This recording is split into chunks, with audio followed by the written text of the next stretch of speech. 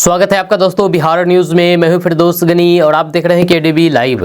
दोस्तों आज हो चुका है 19 नवंबर 2025। तो आज की पूरे बिहार की टॉप न्यूज़ लेकर आए हैं आपके लिए।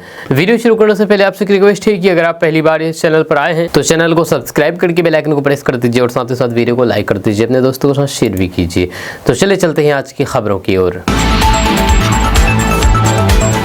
दोस्तों बिहार न्यूज़ की शुरुआत आज सबसे पहले करेंगे कि पीएम किसान सम्मान निधि योजना की 21वीं किस्त आज 19 नवंबर को ट्रांसफ़र किया जाएगा। अगर आपके खाते में भी लगातार पीएम किसान योजना की किस्त आ रही है तो ये आपके लिए अच्छी खबर है, क्योंकि आज ही आपको 21वीं किस्त का 2000 रुपया आपके खातों में आ जाएगा।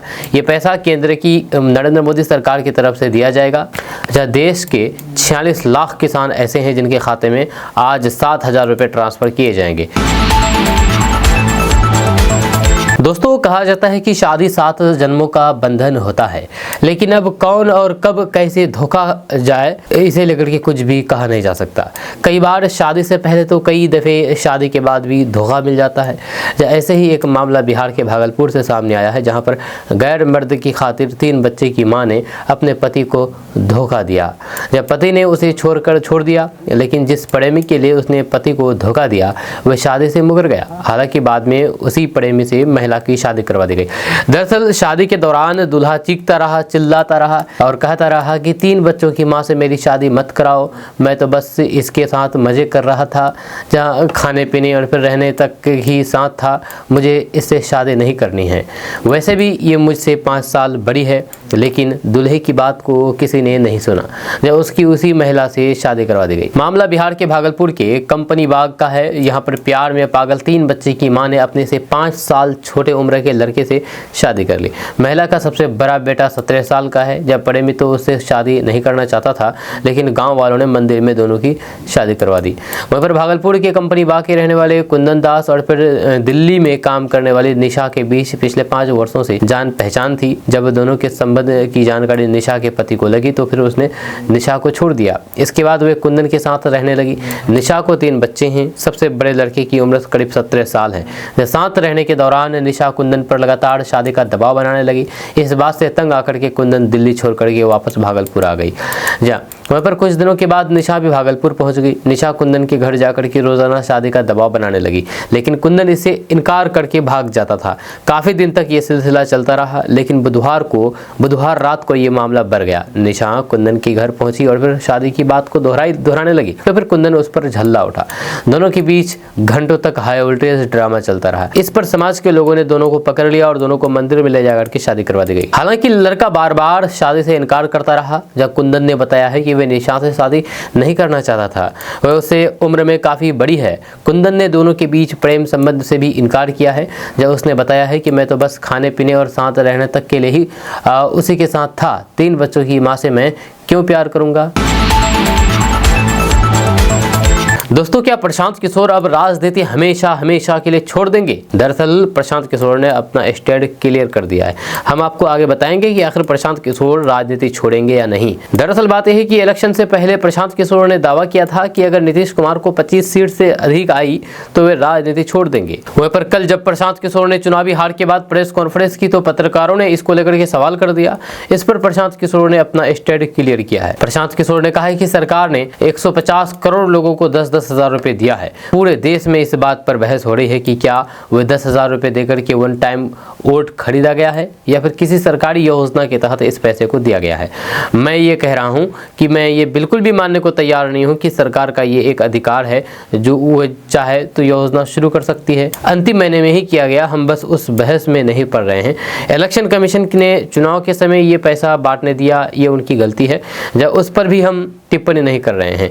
जब हम तो बस ये कह रहे हैं कि जिस योजना के तहत जीत करके आए हैं उसको लागू कर दीजिए। हम लोगों को बिहार में रहने की ही जरूरत नहीं है, बिहार ही छोड़ देंगे, राजनीति की क्या बात है। प्रशांत किशोर ने आगे कहा है कि जीत और फिर हार के बीच एक ही बात है कि क्या नीतीश कुमार ने, उनकी सरकार ने ये हर विधानसभा में 60,000 वोट 10,000 रुपए देकर के खरीदा है। जब राजनीति से इस्तीफा के सवाल पर प्रशांत किशोर ने कहा है कि मैं किसी पद पर हूं तो इस्तीफा दे दूं, बता दीजिए। मैंने राजनीति छोड़ने की बात की थी, बिहार की बात करूंगा। मैंने राजनीति छोड़ने की बात कही थी, बिहार की तो बात करता रहूंगा। जब प्रेस कॉन्फ्रेंस के दौरान प्रशांत किशोर ने साफ कर दिया है कि उन्होंने जेडीयू के लिए 25 सीट का दावा क्यों किया था। प्रशांत किशोर ने कहा है कि 3 साल बिहार के गांव-गांव की यात्रा के बाद उन्हें दिखा और फिर जो समझ में आया, नीतीश कुमार को 25 से ज़्यादा सीटें नहीं आनी चाहिए थी। प्रशांत किशोर ने कहा है कि वोट नहीं मिलना गुनाह नहीं है, क्राइम नहीं है। हमने भ्रष्टाचार नहीं किया है, हिंदू मुस्लिम नहीं किया है, वोट नहीं खरीदा है। अगर आपके पास 2-3 करोड़ रुपए नहीं है तो फिर आप चुनाव मत लड़िए। जी हाँ, ये कहना है मनीष कश्यप का। दरअसल यूट्यूबर से नेता बने मनीष कश्यप बिहार विधानसभा चुनाव के दौरान सुर्खियों में रहे थे। उन्होंने प्रशांत किशोर की जनसुराज पार्टी के टिकट पर चनपटिया विधानसभा सीट से चुनाव लड़ा था, लेकिन उन्हें करारी हार का सामना करना पड़ा।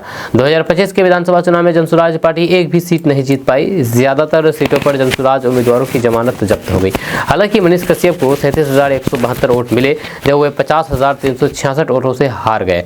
जब कांग्रेस के अभिषेक रंजन ने 602 वोटों से ये सीट जीती, जब उन्हें 87,538 वोट मिले थे। भाजपा के उमाकांत ने 66,936 वोटों के साथ दूसरे स्थान पर रहे।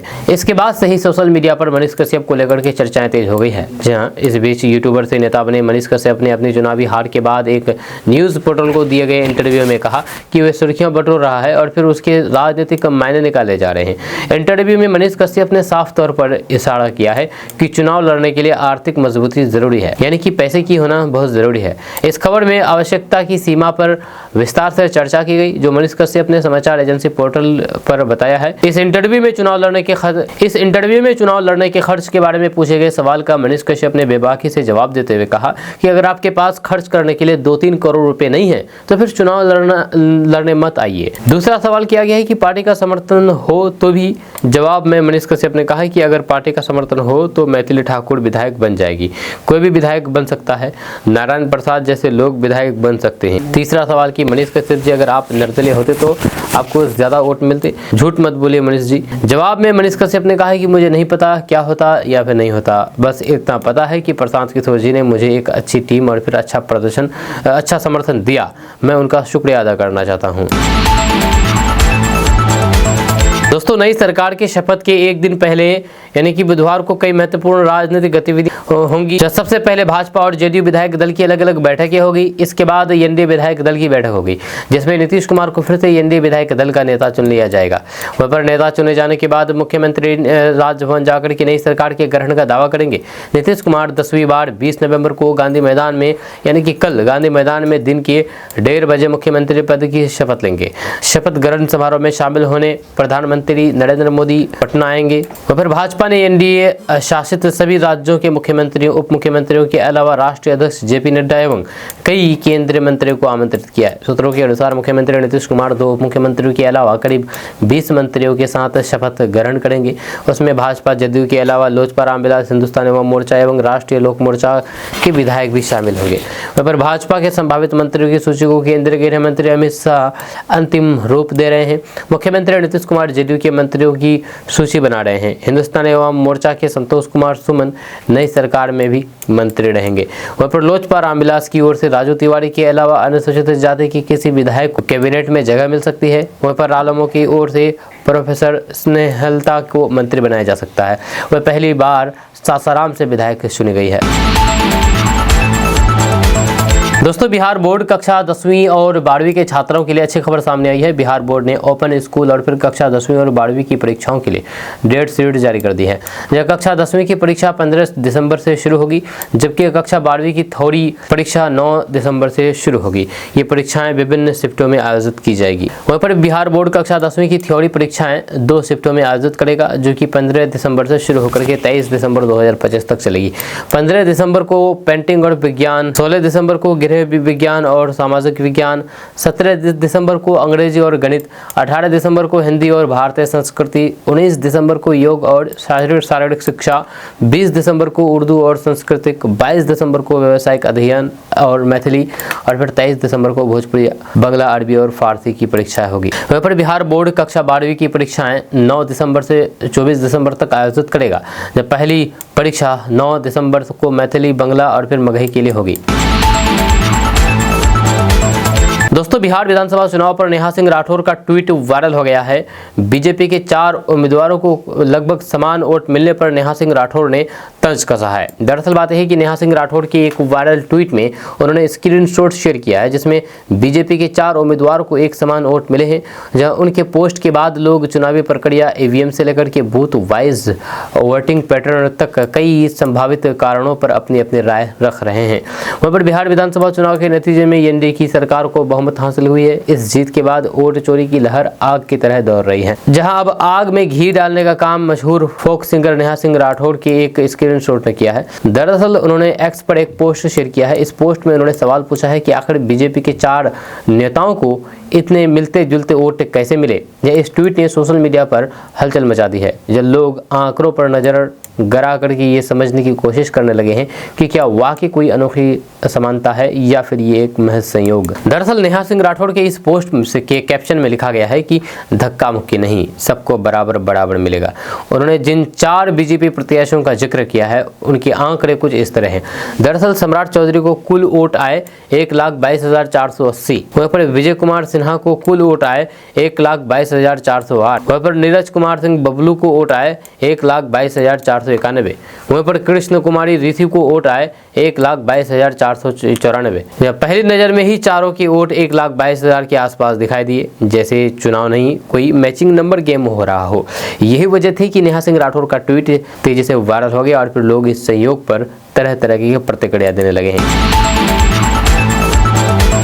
दोस्तों, बिहार विधानसभा स्पीकर पद का सस्पेंस अब खत्म हो गया है, क्योंकि प्रेम कुमार के नाम पर मोहर लग गई है। बीजेपी नेता, बीजेपी विधायक प्रेम कुमार के नाम पर। जब बिहार में नई एनडीए सरकार के गठन के बाद अब सबकी निगाहें विधानसभा अध्यक्ष यानी कि स्पीकर पद पर टिकी हुई है। सूत्रों के हवाले से बड़ी खबर सामने आ रही है कि बीजेपी के वरिष्ठ नेता और वर्तमान मंत्री प्रेम कुमार को विधानसभा का नया स्पीकर बनाया जा सकता है। इन अटकलों को और बल तब मिला जब प्रेम कुमार सोमवार को डिप्टी सीएम विजय कुमार सिन्हा के आवास पर पहुंचे। खुद डिप्टी सीएम और पूर्व स्पीकर विजय सिन्हा ने प्रेम कुमार के नाम का खुल करके समर्थन किया है और इन्होंने कहा है कि प्रेम कुमार सदन में बीजेपी के सबसे सीनियर नेता है और उन्हें उम्मीद है कि वे सदन को अच्छे से चलाएंगे। साथ ही साथ पार्टी के हर फैसले का स्वागत है। वहाँ पर माना जा रहा है कि स्पीकर पद को लेकर के बीजेपी और फिर जेडीयू दोनों ही दलों के बीच खींचतान थी, लेकिन अब बीजेपी ये महत्वपूर्ण पद अपने पास रखना चाहती है। सूत्रों के अनुसार बीजेपी स्पीकर पद के अलावा सरकार में महत्वपूर्ण विभागों को लेकर भी अपनी दावेदारी मजबूत कर रही है। गठबंधन के सहयोगी दल चिराग पासवान, जीतन राम मांझी और उपेंद्र कुशवाहा के साथ सरकार गठन को लेकर के सहमति बनाने की जिम्मेदारी केंद्रीय मंत्री धर्मेंद्र प्रधान संभाल रहे हैं। दोस्तों, आरजेडी सुप्रीमो लालू प्रसाद यादव की बेटी रोहिणी आचार्य ने एक बार फिर से किडनी दान के मुद्दे को लेकर के बड़ा बयान दिया है। सोशल मीडिया प्लेटफॉर्म एक्स पर रोहिणी आचार्य ने बिना किसी का नाम लिए अपने ही परिवार के एक वर्ग, खास करके भाई तेजस्वी यादव और उनके करीबी सलाहकार संजय यादव पर तीखा कटाक्ष किया है। उन्होंने कहा है कि कई लोग पिता के नाम पर संवेदनाएं तो जताते हैं, लेकिन किडनी जैसे बड़े दान पर केवल टिप्पणी करने तक सीमित रहते हैं। वहीं पर मिल रही जानकारी के अनुसार रोहिणी आचार्य ने बिहार के एक पत्रकार को फोन करके उनसे सवाल किया कि उन्होंने टीवी पर उनके बारे में क्या कहा था। पत्रकार द्वारा ये टिप्पणी किए जाने की बात सामने आई थी कि रोहिणी मायके कम आती है। रोहिणी ने इस पर तीखा प्रतिक्रिया देते हुए पूछा है कि क्या किसी के पास ये आंकड़ा है कि वह मायके कितने बार आती है या फिर कितनी देर तक रहती है। उन्होंने आगे सीधे सवाल किया है कि जब पापा को किडनी की जरूरत थी तो फिर तेजस्वी आगे क्यों नहीं आए, उन्होंने क्यों नहीं किडनी दी। रोहिणी ने बातचीत में पत्रकारों को चेतावनी भरे लहजे में कहा कि किडनी दान पर टिप्पणी करना आसान है, लेकिन असल में देने की हिम्मत बहुत कम लोगों में होती है।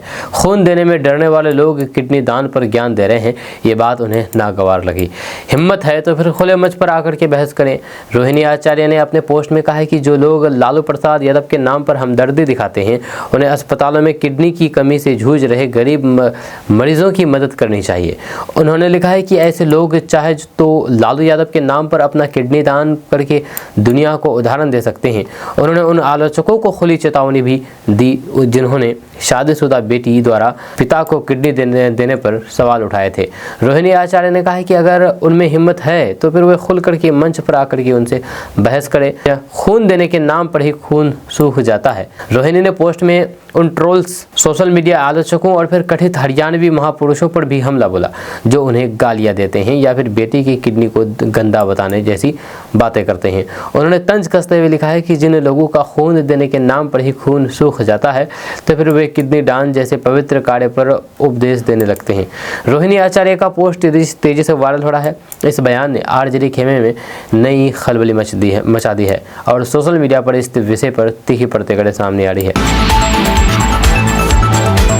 दोस्तों, बिहार के मुख्यमंत्री नीतीश कुमार आज राज्यपाल से मिले। राज्यपाल से तो मिले लेकिन सरकार बनाने का दावा नहीं पेश किया, जिसके बाद ये अटकलें लगाए जाने लगी है कि वे डरे हुए हैं और भाजपा गुप्त रूप से कोई बड़ी योजना बना रही है। सांसद पप्पू यादव ने महागठबंधन की ओर से नीतीश कुमार को तुरंत घर वापसी का प्रस्ताव दिया है। कांग्रेस नेता पप्पू यादव ने कहा है कि ये नीतीश कुमार की कृपा थी कि भाजपा 89 पर रुक गई, वरना उनका लक्ष्य 105 था, जब दोनों मिलकर के सरकार बनाना चाहते थे। पप्पू यादव के इस बयान के बाद बिहार की राजनीतिक गलियारों में खलबली मच गई है।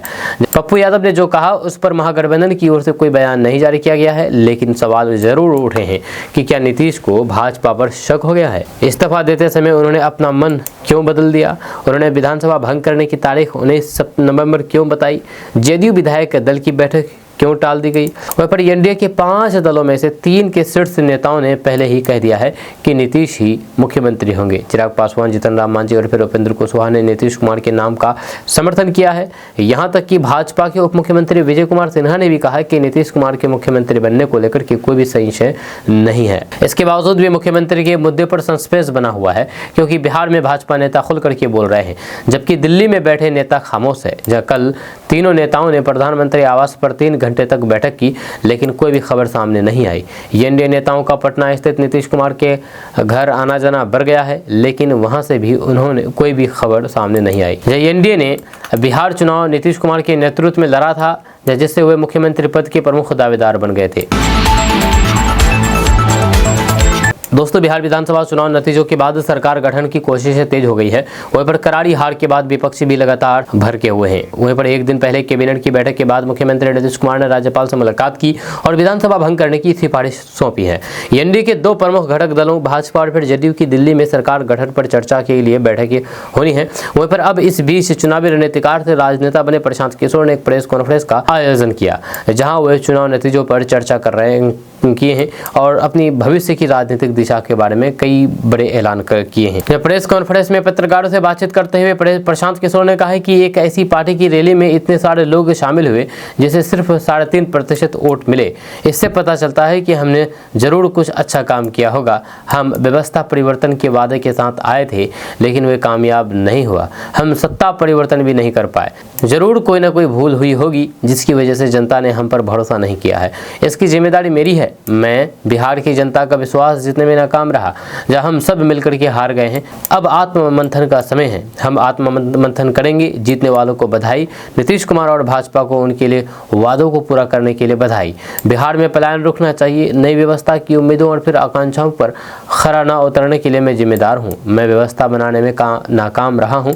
2 दिन बाद 20 तारीख को मैं गांधी आश्रम में 1 दिन का मौन उपवास रखूंगा। हम इस उपवास को प्रायश्चित के रूप में रखेंगे जब कमियां रही होगी, जब पर हमने कोई गुनाह नहीं किया। वोट ना मिलना कोई गुनाह नहीं है, ये मैं गर्व से कह सकता हूं। प्रशांत किशोर ने कहा है कि ये बिल्कुल भी स्पष्ट है कि स्वतंत्र यानी कि आज़ाद भारत के इतिहास में पहली बार सरकार ने 40,000 करोड़ रुपए खर्च करने का वादा किया और इसी वजह से एनडीए को इतने वोट मिले। मेरा मानना है कि लोगों ने 10,000 रुपये में अपना वोट नहीं बेचा। इस बहस का कोई भी अंत नहीं है और फिर लोग चुनाव आयोग की आलोचना कर रहे हैं। दोस्तों, लोक गायिका मैथिली ठाकुर सिर्फ 25 साल की उम्र में बिहार विधानसभा में सबसे कम उम्र की विधायक बनकर के इन दिनों सुर्खियां बटोर रही है। अलीनगर विधानसभा क्षेत्र से भाजपा के टिकट पर चुनाव लड़ करके उन्होंने न सिर्फ जीत हासिल की, बल्कि 17 साल बाद पार्टी को इस एरिया में सत्ता भी दिलाई है। हालांकि उनका ये सफर इतना आसान नहीं रहा। यहाँ तक पहुँचने के लिए मैथिली ठाकुर ने काफ़ी मेहनत की है। गायिका को कई रिजेक्शन, चुनौतियों और दर्दनाक अनुभव का सामना करना पड़ा। सिर्फ इतना ही नहीं, जब वो स्कूल में थी तो उनके क्लासमेट उन्हें बेवकूफ़ बिहारी कहकर के उनका मजाक उड़ाते थे। इसके अलावा 10 सालों में 17 बार मैथिली ठाकुर ने घर बदले, क्योंकि उनके पड़ोसी शिकायत कर दिया करते थे। अपने यूट्यूब चैनल पर एक पुराने इंटरव्यू में मैथिली ठाकुर ने सिंगिंग रियलिटी शो के सफ़र के बारे में बताया था।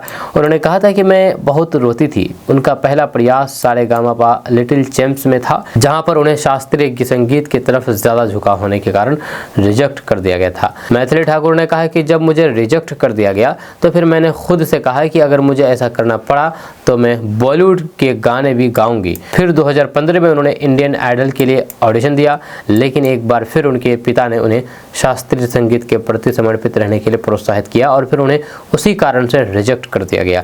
इसके आगे गायिका ने यानी कि मैथिली ठाकुर ने कहा, विधायक मैथिली ठाकुर ने कहा कि कभी कभी वे आपको ये भी नहीं बताते हैं कि आपको क्यों रिजेक्ट किया गया है। मुझे बहुत बुरा लगता था। फिर लगातार असफलताओं ने उन पर इतना गहरा असर डाला कि उन्होंने संगीत पूरी तरीके से छोड़ने तक का विचार कर लिया। उन्होंने बताया कि मैं गाना छोड़ करके यूपीएससी की तैयारी करना चाहती थी।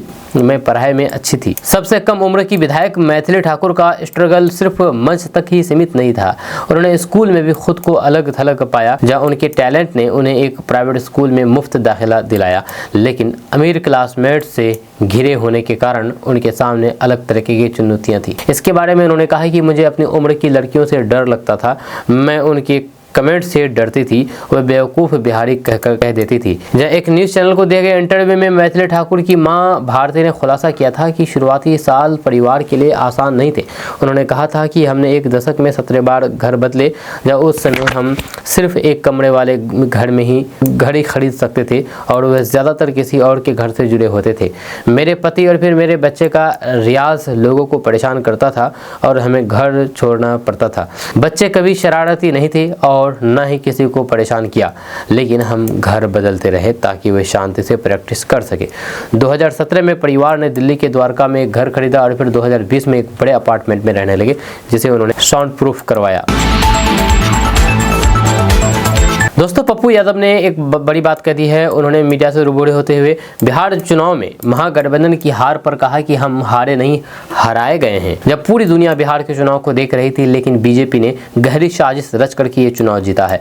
पप्पू यादव ने कहा है कि एक तीर में दो शिकार वाला खेल बीजेपी ने किया है। वहीं पर उन्होंने SIR का मुद्दा उठाते हुए कहा है कि उस वक्त ही हम लोगों ने कहा था कि बगैर SIR निर्णय के चुनाव प्रक्रिया नहीं हो। पप्पू यादव ने कहा है कि सुप्रीम कोर्ट में अंतिम बहस थी या इससे पहले बीजेपी को जिताने की सभी प्रक्रिया पूरी कर ली गई। 49,000 से लेकर के 19,000 तक सभी विधानसभा में इंडिया गठबंधन के वोटर का नाम काटने का काम किया गया।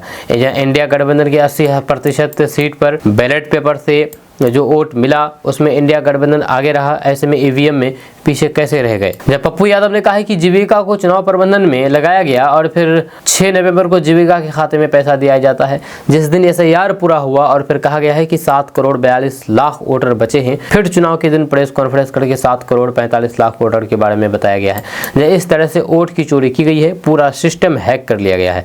इस दौरान नीतीश कुमार पर हमला करते हुए उन्होंने कहा कि आपको भी बीजेपी नहीं छोड़ेगा, बंगाल चुनाव के बाद आपकी पार्टी को भी तोड़ा जाएगा।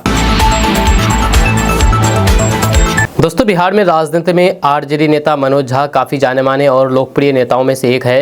राज्यसभा में उनके भाषण हमेशा चर्चा का विषय बनते हैं, लेकिन अब जब बिहार विधानसभा चुनाव 2025 में एनडीए की भारी बहुमत की जीत और फिर आरजेडी की हार ने पूरे समीकरण को बदल करके रख दिया है, बीजेपी और जेडीयू की इस जीत से अब ये भी अटकलें लगाए जा रहे हैं कि कहीं अब 2030 में आरजेडी मुक्त राज्यसभा न हो जाए। ये तेजस्वी यादव के लिए चिंता का विषय तो है ही, साथ ही साथ मनोज झा के लिए भी मुसीबत बनती नजर आ रही है। दरअसल बिहार के चुनाव में आरजेडी की हार ने पूरा समीकरण करके बिगाड़ करके रख दिया है, क्योंकि बिहार की 16 राज्यसभा सीटों में से 6 सीटें इस गठबंधन के पास है। इनमें से 5 सीटें आरजेडी और फिर एक कांग्रेस की है। बिहार की 5 राज्यसभा सीटों के लिए चुनाव अगले साल अप्रैल में होंगे। वहीं पर आरजेडी के 2 सांसदों प्रेमचंद गुप्ता और एडी सिंह का कार्यकाल अप्रैल में खत्म हो रहा है, जबकि जेडीयू के हरिवंश और फिर रामनाथ ठाकुर और आरएलएफ के उपेंद्र कुशवाहा का कार्यकाल भी खत्म हो जाएगा। इन 5 सीटों पर एनडीए की का जीतना तय माना जा रहा है, क्योंकि गणित उनके पक्ष में है। वहीं पर मनोज झा के कार्यकाल समाप्त होने की बात करें तो फिर आरजेडी नेता मनोज झा का कार्यकाल 2030 में समाप्त होगा। उनके साथ संजय यादव का भी कार्यकाल समाप्त होगा। जैसे में राज्यसभा एक सीट जीतने के लिए 41 एमएलए चाहिए, जबकि ग्रैंड अलायंस के पास सिर्फ 35 है। इसी तरह जुलाई 2028 में 5 सीटों के लिए फिर से चुनाव होंगे, जब उस समय आरजेडी के फैयाज अहमद, बीजेपी के सतीश चंद्र दुबे, मनन कुमार मिश्रा और फिर शंभू शरण पटेल और और जेडीयू के खीरू महतो रिटायर हो जाएंगे। एक राज्यसभा जीतने के लिए 41 विधायक होने चाहिए, जबकि महागठबंधन के पास सिर्फ 35 सीटें हैं। वहीं पर महागठबंधन की जीत तभी पक्की है जब ओबीसी के 5 एमएलए और एक बीएसपी एमएलए उनका साथ दें। पिछली बार तेजस्वी यादव ने ओबीसी के 5 में से 4 एमएलए को तोड़ लिए थे, लेकिन इस बार ओबीसी ने उन्हीं 5 सीटों को फिर से जीत करके एक मजबूत मैसेज दिया है और ये इस बार उनकी पार्टी से जीते एमएलएस के लिए भी एक मजबूत मैसेज है। दूसरी ओर बिहार की ज़्यादातर राज्यसभा सीटों पर एनडीए की जीत 2030 तक बीजेपी की स्थिति को काफ़ी मजबूत करेगी। दोस्तों, क्या बिहार में कांग्रेस जीरो हो जाएगी? क्योंकि बिहार में कांग्रेस ने इस बार 6 विधायक जीते थे, लेकिन अटकलें लगाई जा रही है कि 6 के 6 विधायक एनडीए में शामिल हो सकते हैं। जब बिहार में कांग्रेस को बड़ा झटका लग सकता है। दावा है कि पार्टी के जीते हुए 6 विधायक बीजेपी के नेता के संपर्क में हैं, जब बीजेपी के एनडीए गठबंधन का रुख कर सकते हैं। ये दावा सूत्रों से किया गया है। आपको बता दूं कि बिहार में कांग्रेस वाल्मीकिनगर, चनपटिया, फॉरबिसगंज, अररिया, किशनगंज और मनिहारी सीट जीती है। वाल्मीकिनगर से सुरेंद्र प्रसाद, चनपटिया से अभिषेक रंजन, फॉरबिसगंज से मनोज विश्वास, अररिया से आबिदुर रहमान, किशनगंज से मोहम्मद कमरुल हुदा और मनिहारी से मनोहर प्रसाद सिंह ने जीत दर्ज की है। वहीं पर अगर सभी विधायक एनडीए का रुख करते हैं तो फिर कांग्रेस राज्य में यानी कि बिहार में जीरो हो जाएगी। जहां आरजेडी की अगुवाई वाली महागठबंधन के तहत चुनाव लड़ने वाले कांग्रेस को कुल 8.71% वोट मिले थे। पार्टी 61 सीटों पर चुनाव लड़ी थी। साल 2020 के चुनाव में पार्टी ने 19 सीटें जीती थी। दोस्तों, बिहार चुनाव में महागठबंधन की करारी हार के बाद जहां पर एनडीए खेमे में जश्न का माहौल है, वहीं पर राजद कार्यालय में सन्नाटा पसरा हुआ है। चुनावी नतीजों के बाद राजनीतिक बयानबाजी भी तेज हो गई है। इस बीच निवर्तमान मंत्री जीवेश मिश्रा ने महागठबंधन के नेता प्रतिपक्ष तेजस्वी यादव पर तीखा हमला बोलते हुए कहा है कि तेजस्वी यादव को अब राजनीति छोड़ देनी चाहिए। वह पहले अपने परिवार को संभाले। बिहार की जनता को नीतीश मोदी को की जोड़ी पसंद है, उनका काम पसंद है। बिहार के लोग बरबोलापन नहीं बल्कि काम पसंद करते हैं। वहाँ पर पूर्व मंत्री राजू सिंह ने भी तेजस्वी यादव पर तंज कसते हुए कहा कि बिहार की जनता तेजस्वी यादव को पूरी तरीके से नकार चुकी है। वोट चोरी के आरोपों पर उन्होंने चुटकी लेते हुए कहा कि वे हार गए हैं, अब उनके पास बोलने के लिए कुछ बचा ही नहीं है। बिहार में सत्ता परिवर्तन की तैयारियां जोरों पर है। 20 नवंबर को पटना के गांधी मैदान में नई सरकार शपथ लेगी, जिसके लिए तैयारियों ने गति पकड़ ली है। दोस्तों, बिहार चुनाव में आरजेडी की करारी हार के बाद पार्टी के भीतर का असंतोष अब सड़क पर उतर आया है। जब बड़ी संख्या में आरजेडी कार्यकर्ताओं ने पूर्व मुख्यमंत्री राबड़ी देवी के आधिकारिक आवास के बाहर तेजस्वी यादव के राजनीतिक सलाहकार संजय यादव के खिलाफ जमकर के विरोध प्रदर्शन किया। जब कार्यकर्ताओं का ये सीधा प्रदर्शन लालू परिवार के सदस्यों द्वारा लगाए गए आरोपों के साथ मिलकर के आरजेडी के लिए एक बड़ी आंतरिक चुनौती पैदा कर गया है। जहाँ विरोध प्रदर्शन के दौरान कार्यकर्ताओं ने संजय यादव के खिलाफ संजय यादव मुर्दाबाद के नारे लगाए और उन्हें पार्टी को नुकसान पहुंचाने का दोषी ठहराया है। प्रदर्शनकारी कार्यकर्ताओं ने संजय यादव को हरियाणा वापस भेजने की मांग की है, जिससे स्पष्ट होता है कि पार्टी के भीतर बाहरी हस्तक्षेप और एक गैर बिहारी व्यक्ति के बढ़ते राजनीतिक प्रभाव को लेकर के गहरी नाराजगी है। कार्यकर्ताओं ने खुले तौर पर संजय यादव पर आरजेडी के कमजोर प्रदर्शन और फिर लालू परिवार में कलह पैदा करने का आरोप लगाया। जवाब पर कार्यकर्ताओं का ये विरोध ऐसे समय में हुआ है जब हाल ही में लालू परिवार के सदस्यों ने ही संजय यादव पर पार्टी को बर्बाद करने का आरोप लगाया है। लालू की बेटी रोहिणी आचार्य ने हाल ही में सार्वजनिक रूप से संजय यादव का नाम लेते हुए उन्हें पार्टी की हार और फिर अपने अपमान के लिए सीधे तौर पर जिम्मेदार ठहराया था। जब बड़े बेटे तेज प्रताप यादव उन्हें पहले भी जयचंद जैसे नामों से संबोधित कर चुके हैं और उनका मानना है कि संजय यादव के दबाव में ही उन्हें परिवार और पार्टी से बाहर निकाला गया है। दोस्तों, अररिया की राजनीति में असदुद्दीन ओवैसी की पार्टी एआईएमआईएम लगातार अपनी पकड़ मजबूत करती जा रही है। जोकीहाट विधानसभा में दूसरी बार बड़ी जीत के बाद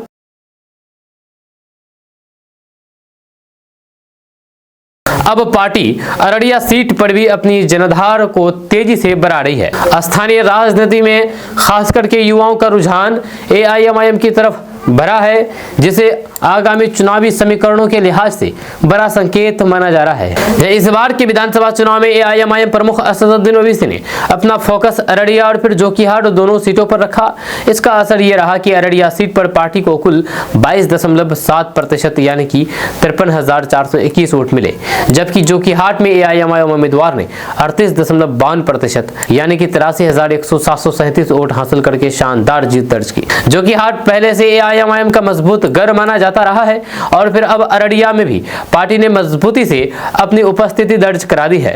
वहीं पर राजनीतिक विश्लेषकों का कहना है कि अगर एआईएमआईएम का ये ग्राफ इसी तरह बढ़ता रहा तो फिर आने वाले समय में पार्टी विधानसभा ही नहीं बल्कि संसदीय चुनाव में भी पारंपरिक दलों को कड़ी चुनौती दे सकती है। वहीं पर इस चुनाव में एआईएमआईएम ने अररिया जिले की 2 सीटों जोकीहाट और अररिया पर अपने प्रत्याशी उतारे थे। जोकीहाट में मुर्शीद आलम ने जदयू प्रत्याशी मंजर आलम को हरा करके जीत पक्की की, जबकि अररिया सीट पर पार्टी भले ही तीसरे स्थान पर रही लेकिन उसका वोट प्रतिशत महागठबंधन और एनडीए दोनों दलों के लिए चिंता का कारण बनकर के उभरा है। जहां अररिया में कांग्रेस के सिटिंग विधायक आबिदुर रहमान ने 37.81% वोट से जीत दर्ज की है। जेडीयू की सगुफ्ता अजीम 32.55% वोट लेकर के दूसरे स्थान पर रही और एआईएमआईएम प्रत्याशी मंजूर आलम को 22.7% वोट मिले। वहीं पर तुलनात्मक रूप से देखा जाए तो एआईएमआईएम का जनाधार पिछले चुनाव की तुलना में काफी बड़ा है। 2020 में जोकीहाट में एआईएमआईएम उम्मीदवार शाहनवाज आलम को 59,596 वोट मिले थे, जबकि अररिया में राशिद अनवर को सिर्फ 8,924 वोट मिले थे। दोस्तों, ठाकुरगंज से जदयू विधायक गोपाल कुमार अग्रवाल की प्रचंड जीत के बाद क्षेत्र में उन्हें मंत्री बनाए जाने की मांग जोर पकड़ रही है। यह सीमांचल के विकास को लेकर के वर्षों से चली आ रही उपेक्षाओं की चर्चा के बीच स्थानीय लोग अब ओपनली कह रहे हैं कि मुख्यमंत्री नीतीश कुमार को इस बार सीमांचल को प्रतिनिधित्व देने के लिए गोपाल कुमार अग्रवाल को मंत्रिमंडल में शामिल करना चाहिए। जो चुनाव जीतने के बाद विधायक गोपाल अग्रवाल ने ठाकुरगंज, दिगलबैग और आसपास के कई गाँव का दौरा किया, जहां भी पहुंचे लोगों ने फूल मालाओं और फिर नारों के साथ जोरदार स्वागत किया। स्थानीय लोगों का कहना है कि गोपाल अग्रवाल जमीन से जुड़े हुए नेता है जिन्होंने 5 साल तक बिना भेदभाव क्षेत्र में काम किया है और लोगों की समस्याओं को प्राथमिकता दी है। वहीं पर पौवाखाली नगर पंचायत के वार्ड पार्षद साजिद आलम ने कहा कि सीमांचल को लंबे समय से एक मजबूत प्रतिनिधित्व की आशंका है। गोपाल जी अगर मंत्री बनते हैं तो ठाकुरगंज, दिगलबैग की नहीं बल्कि पूरा सीमांचल विकास की नई पटरी पर दौर पड़ेगा। उन्होंने कहा है कि भोलमरा ग्राम पंचायत के वार्ड सदस्य उमेश कुमार दास, पूर्व जिला परिषद सदस्य धनपति सिंह, वार्ड पार्षद प्रतिनिधि दिलीप दास और कई सारे लोगों ने जनप्रतिनिधियों ने यही मांग उठाई है। सबका कहना है कि सीमांचल में सड़क, स्वास्थ्य सेवाओं, स्कूल, कॉलेजों, बुनियादी ढांचे और फिर रोजगार के अवसरों में व्यापक सुधार की जरूरत है और इसके लिए एक मजबूत मंत्री की भूमिका बेहद अहम होती है। वहीं पर स्थानीय लोगों का कहना है कि गोपाल कुमार अग्रवाल ने अपने पिछले कार्यकाल में कई महत्वपूर्ण मुद्दों को उठाया है, चाहे सड़क निर्माण हो, बिजली व्यवस्था हो या फिर स्वास्थ्य सुविधाओं को दुरुस्त करने का प्रयास। लोगों का यह भी मानना है कि मंत्री बनने के बाद इन कार्यों को और गति मिलेगी और फिर क्षेत्र के लिए विशेष योजनाएं भी लाई जा सकेगी। वहीं पर राजनीतिक विश्लेषकों का भी कहना है कि सीमांचल की चारों विधानसभा क्षेत्र में इस बार भारी मतदान ने ये संकेत दिया है कि क्षेत्र अपनी आवाज को मजबूत प्रतिनिधित्व के रूप में देखना चाहते हैं। ठाकुरगंज में जदयू की विजय ने पार्टी को भी यह संदेश दिया है कि क्षेत्र का भरोसा गोपाल अग्रवाल पर मजबूत है। वहीं पर अब देखना यह है कि मुख्यमंत्री नीतीश कुमार अपने मंत्रिमंडल विस्तार में सीमांचल की इस मांग को किस तरह तरजीह देते हैं, किस तरह जगह देते हैं। फिलहाल इलाके में चर्चा सिर्फ एक ही मुद्दे पर है कि क्या इस बार सीमांचल को मंत्री का तोहफा मिलेगा और क्या ये जिम्मेदारी गोपाल कुमार अग्रवाल को दी जाएगी या नहीं, ये सवाल है। आप इसके बारे में क्या सोचते हैं? क्या गोपाल कुमार अग्रवाल को मंत्री बनाया जाएगा या नहीं? नीचे कमेंट बॉक्स में कमेंट करके जरूर बताइएगा। दोस्तों, किशनगंज शहर में एक महिला ठग द्वारा की गई बड़ी ठगी का मामला सामने आया है, जिसमें दर्जनों गृहिणियों के करीब 15 से 20 लाख रुपए मूल्य के सोने चांदी के गहने और फिर धातु के सामान ले उड़े। वहीं पर एक 35 से 40 वर्षीय महिला ने पुराने बर्तन बदलने के बहाने पहले भरोसा जीता, फिर जेवरात लेकर के फरार हो गई। वहीं पर मोहल्ले में इस घटना के बाद दहशत का माहौल है और महिलाएं खुद को ठगा हुआ महसूस कर रही है। वहीं पर घटना के अनुसार करीब 10 दिन पहले ये महिला मोहल्ले में आई और खुद को दिल्ली की एक बड़ी कंपनी का प्रतिनिधि बताया, जब उसने दावा किया है कि कंपनी पुराने एल्यूमिनियम, स्टील, पीतल और कांसे के बर्तनों के बदले नए बर्तन दे रही है।